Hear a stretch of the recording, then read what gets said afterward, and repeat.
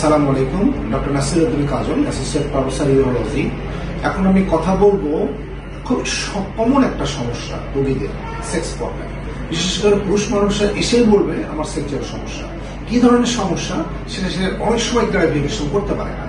তো তার আগে আমরা জেনে নিই যে পুরুষ মানুষের সেক্সের সমস্যা কি কি ধরনের হতে পারে। সাধারণত 3 থেকে 4 ধরনের সমস্যা হয়। একটা হচ্ছে তার ইন্টারেস্ট থাকে না, ল্যাক অফ ইন্টারেস্ট, তার কোনো আগ্রহ নাই। যদিও আগ্রহ থাকে, কারো কারো আবার দেখা যায় সেটা ঠিক উত্থান হয় না, ইরেকশন হয় না। আবার কারো কারো আছে অর্গাজম, অর্থাৎ তার বীর্যপাতের সমস্যা। কারো দ্রুত বীর্যপাত হয়, আবার কিছু ক্ষেত্রে রোগীরা বলে তার বীর্যপাত হয় না।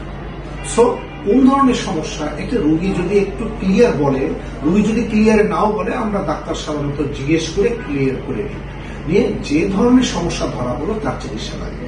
তো চিকিৎসা করতে গেলে যে ধরনটাই হোক না কেন, প্রথমে ওর কারণটা বের করতে হয় কেন।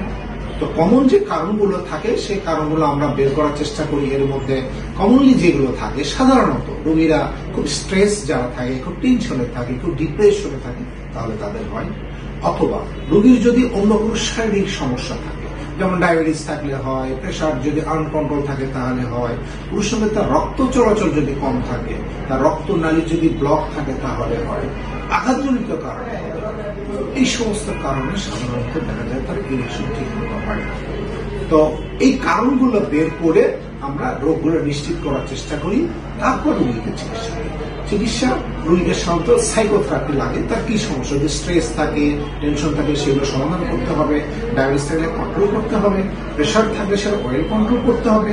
রক্ত চলাচল যদি কম থাকে তাহলে রক্ত চলাচল বৃদ্ধির জন্য আমরা কিছু ঔষধ দিই, অর্থাৎ কিছু ঔষধ আমরা চেষ্টা করি।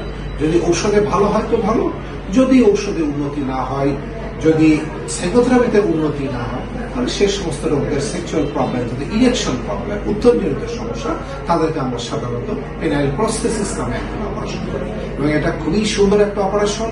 এই যুগের এটাই হচ্ছে লেটেস্ট ট্রিটমেন্ট, যেটা করলে খুব র্যাপিড রোগী পার্মানেন্ট একটা চিকিৎসা পান, যার জন্য তার ইরেকশনে কোনো সমস্যা থাকবে না, তার দাম্পত্য জীবনটা সুন্দর থাকবে। ধন্যবাদ।